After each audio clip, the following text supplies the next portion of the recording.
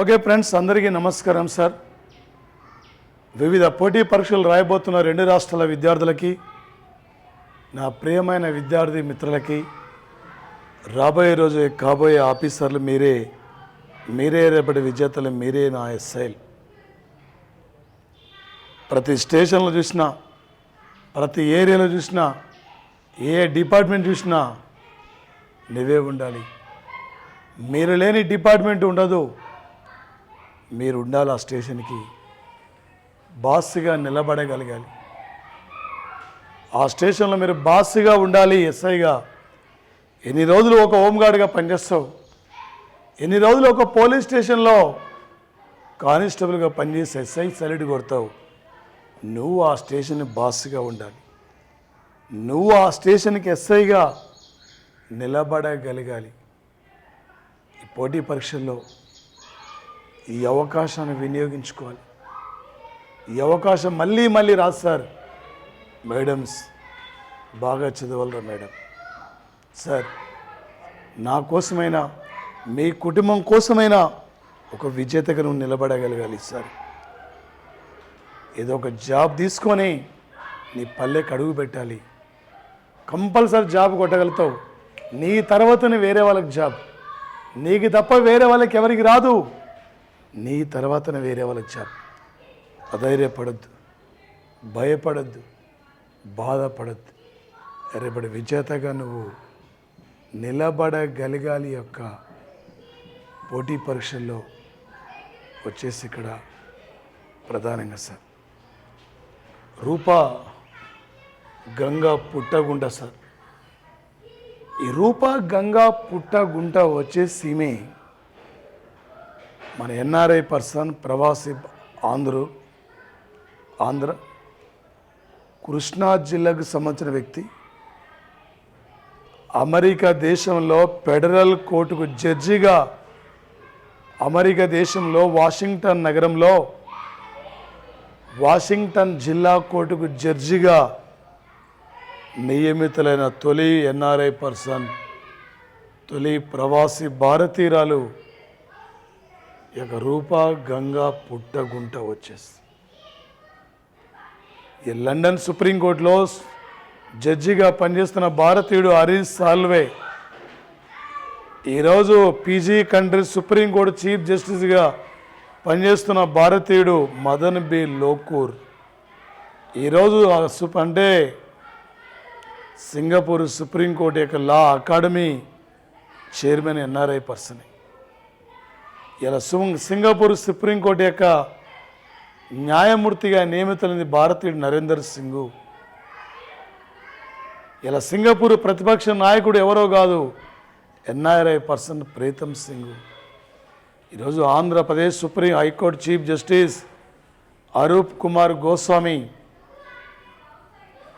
ఈరోజు ప్రధానంగా ముఖ్యంగా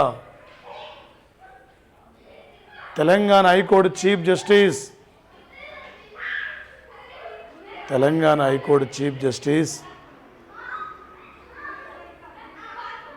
హిమా కోహ్లీ, ఇండియాలో ఉన్న 25 హైకోర్టులలో ఒక మహిళా చీఫ్ జస్టిస్ అంటే అరూప్ కుమార్ గోస్వామి సార్. హిమా కోహ్లీ సార్ ఒక లేడీ, అంటే ఒక సుప్రీంకోర్టు కమిటీ సార్. ఇక్కడ ఏంటి సార్ సుప్రీంకోర్టు కమిటీ యొక్క మెయిన్ థీమ్ ఏంటి సార్ అంటే, రీసెంట్లీ సుప్రీంకోర్టు యొక్క అంశం ఇక్కడ ఏంటి సార్ అంటే, ప్రధానంగా వచ్చేసి ఇక్కడ సార్ ముఖ్యంగా కేంద్ర ప్రభుత్వం తీసుకువచ్చిన వ్యవసాయ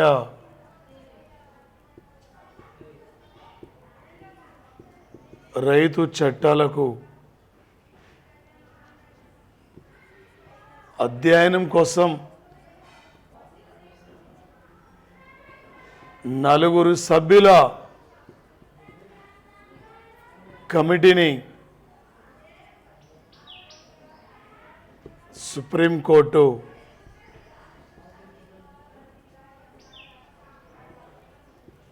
నియమించింది. 4 సభ్యుల పేరు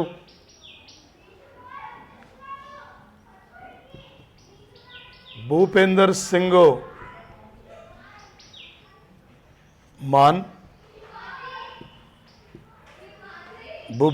మాన్,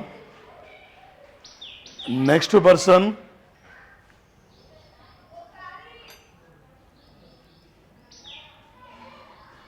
ఫోర్త్ పర్సన్ ఎవరు సార్ అంటే second person Ashok Gulati, third person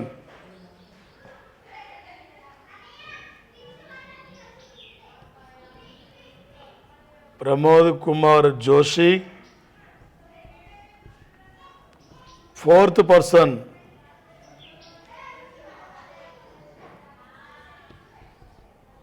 Anil Gatwa. Sir, కేంద్ర ప్రభుత్వం 2020లో వ్యవసాయ చట్టాలను ఇక్కడ తీసుకొచ్చింది. ఆ చట్టాలను రైతులు నిరసిస్తూ మాకు ఉద్యోగాలు కావాలని చెప్పి అడుగుతలే రైతులు, మాకు గిట్టుబాటు ధర పెంచమని రైతులు అడుగుతలే.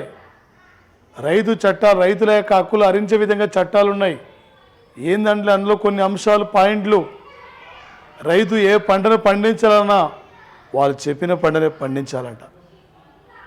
రైతు ఏ పంట కొయ్యాలన్నా ఆ పంట కోసిన తర్వాత వాళ్ళకి అమ్మాలట, వాళ్ళు సూచించిన ధరకే పంటలు అమ్మాలట.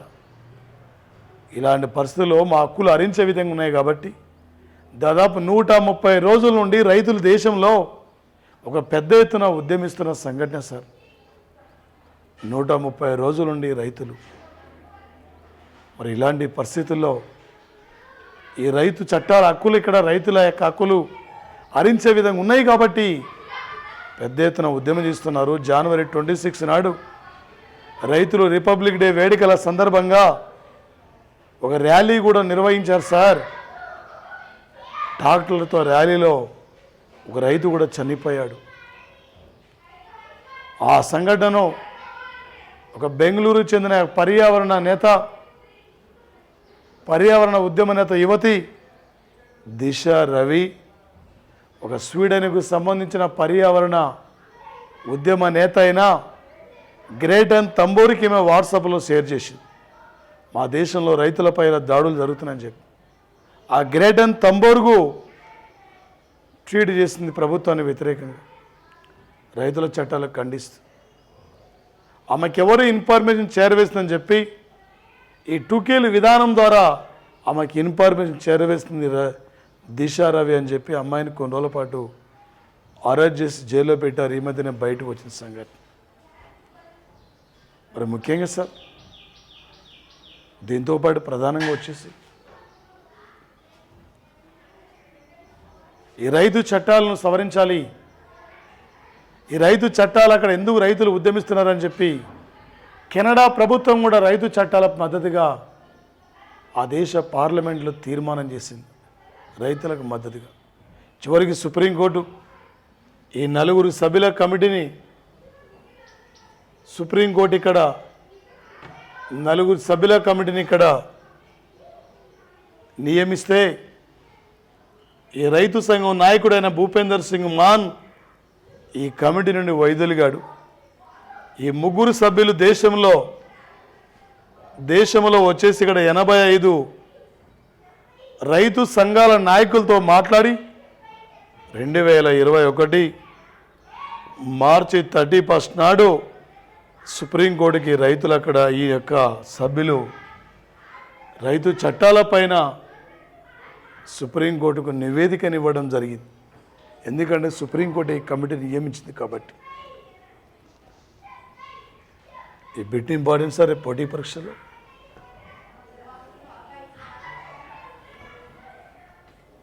మరి ముఖ్యంగా సార్ వచ్చేసి దీంతోపాటు దేశంలోనే తొలిసారిగా తేలియాడే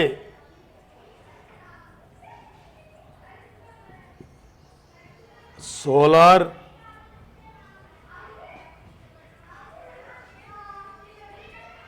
విద్యుత్ కేంద్రాలను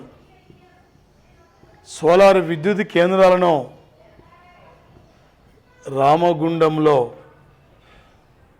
కరీంనగర్ జిల్లాలో రామగుండంలో నిర్మించబోతున్న సంఘటన. మరి ముఖ్యంగా సార్, ఈ యొక్క తేలియాడే సోలార్ విద్యుత్ కేంద్రాల ద్వారా 100 మెగావాట్ల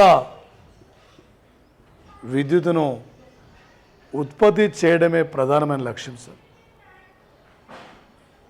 ఈ దేశంలోనే తొలిసారిగా పశువుల కోసము సిద్దిపేట జిల్లాలో పొన్నాల గ్రామంలో 2 కోట్ల రూపాయలతో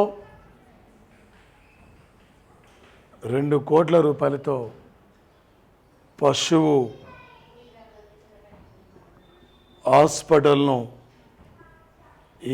హాస్పిటల్ను ప్రారంభించిన యొక్క సంఘటన సార్ వచ్చేసింది ప్రధానంగా. మరి ముఖ్యంగా సార్, దీంతో పాటు సార్ వచ్చేసి ఒక సౌరభ్ గార్గ్ సార్ 1991 యొక్క Odisha IAS cadre sir Saurabh Garg. ఏంది సార్ ఇంపార్టెంట్ ఏంటంటే వచ్చేసి ఇక్కడ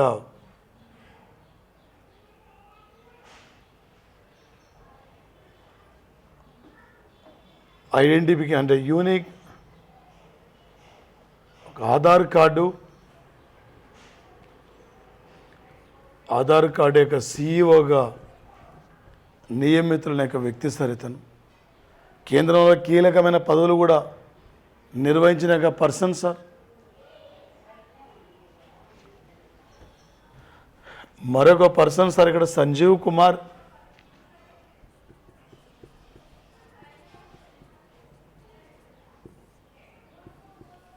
జాతీయ విమాన సంస్థల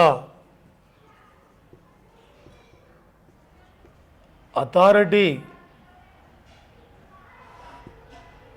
సంస్థ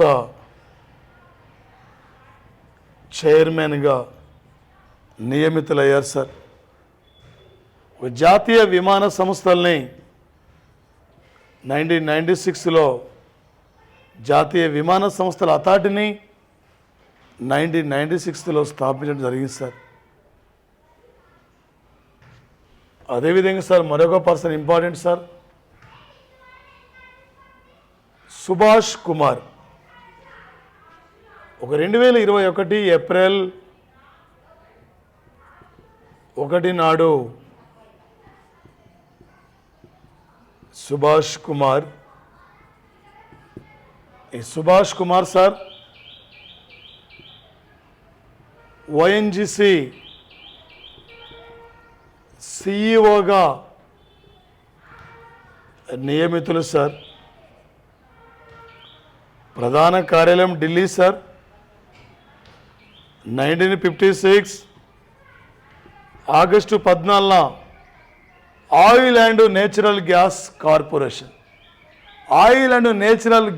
కార్పొరేషన్ యొక్క సంస్థ సిఈఓగా సుభాష్ కుమార్ ఓఎన్జీ సంస్థను స్థాపించింది 1956లో స్థాపించారు సార్.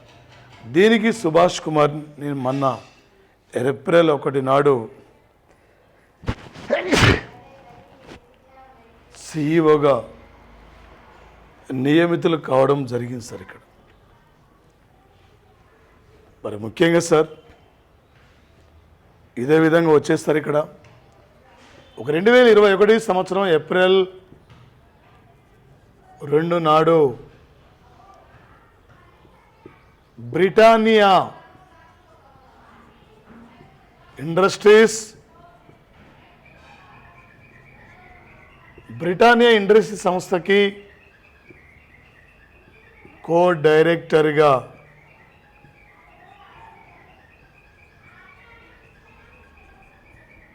నియమితులైన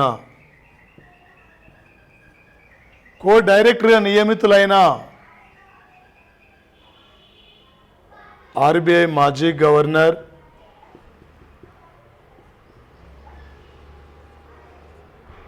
ఉర్జిత్ పటేల్ సార్. ఉర్జిత్ పటేల్ ఆర్బీఐ మాజీ governor sir. Presently RBI governor Shaktikanta Das sir. ఒక 1935లో ఆర్బీఐ స్థాపన, 1949లో ఆర్బీఐ యొక్క జాతీయం సార్. మరి ముఖ్యంగా సార్ వచ్చేసి దీంతో పాటు సార్ ఇక్కడ ఒక మార్చి 24 సార్ అంతర్జాతీయ క్షయ వ్యాధి నిర్మూలన రోజు సార్. వచ్చేసి అంతర్జాతీయ క్షయ వ్యాధి నిర్మూలన రోజు సార్. 1961 నుండి యుఎన్ఓ గుర్తించింది సార్. ఒక 2021కి క్షయ వ్యాధి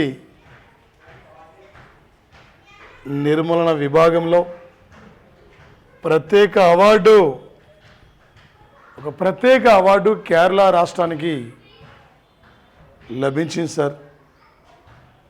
ప్రత్యేక అవార్డు వచ్చేసి క్షయవ్యాధి నిర్మూలన వినూత రీతిలో ప్రజలకు ప్రచారం చేస్తూ ప్రజలకు వ్యాధి నిర్మూలనపై అవగాహన కల్పించడంలో ప్రధానమైన పాత్ర పోషిస్తుంది.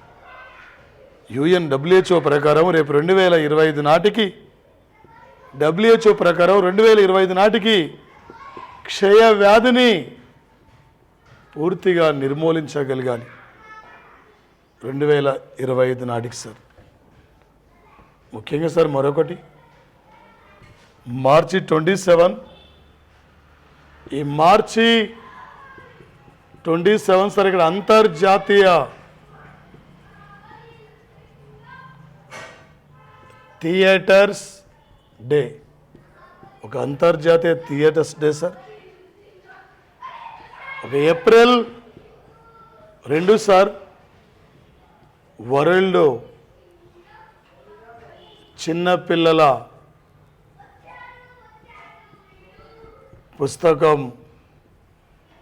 పుస్తకాల రోజు సార్.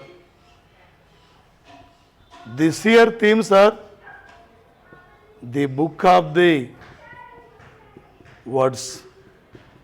ఒక ఏప్రిల్ 2 యొక్క థీమ్ సార్ ఇక్కడ the book of the words అనే అంశానికి ప్రాధాన్యత ఇవ్వడం జరిగింది సార్ 2021. మరి ముఖ్యంగా సార్ అదేవిధంగా వచ్చేసి ఇక్కడ సార్ మరొక అంశం ఏంటి సార్ అంటే 2021 సంవత్సరం మార్చి 26 నాడు పాకిస్తాన్లో షాహీన్-1 పేరుతో క్షిపణిని పరీక్షించారు సార్. పరిధి 900 కిలోమీటర్ సార్. ఇక్కడ ఈ మధ్య పాకిస్తాన్ పరీక్షించిన అధునాతనమైన మిసైల్ ప్రధానమైన క్షిపణి అంటే షాహీన్-1 సార్. ఇది భూమి ఉపరితలమైన శత్రుపై యుద్ధం చేస్తుంది సార్. 900 కిలోమీటర్ల వరకు వెళ్ళి శత్రుపై అవలీలగా దాడి చేయగలుగుతుంది ఒక షాహీన్-1. మరి ముఖ్యంగా సార్ గోరీ-1, గోరీ-2, బాబర్, అతాబ్-7, నిషాన్ ఇవన్నీ కూడా పాకిస్తాన్ యొక్క మిసైల్ సార్. వచ్చేసి ఈ మధ్యనే భారతదేశం నుండి వాణిజ్య సంబంధాలని పునరుప్రారంభించుకోవడానికి మళ్ళీ ప్రయత్నిస్తున్న యొక్క దేశం వచ్చేసి పాకిస్తాన్ యొక్క కంట్రీ సార్ ఇది. ముఖ్యంగా సార్ దాంతోపాటు ప్రధానంగా వచ్చేసి ఒక 2021 సంవత్సరం ఏప్రిల్ 1 నాడు చిరంజీవి హెల్త్ కేర్ ఉచిత చిరంజీవి హెల్త్ కేర్ ఉచిత వైద్య సేవల కార్యక్రమాన్ని రాజస్థాన్ రాష్ట్రంలో ప్రారంభించారు సార్. ఈ కార్యక్రమం ద్వారా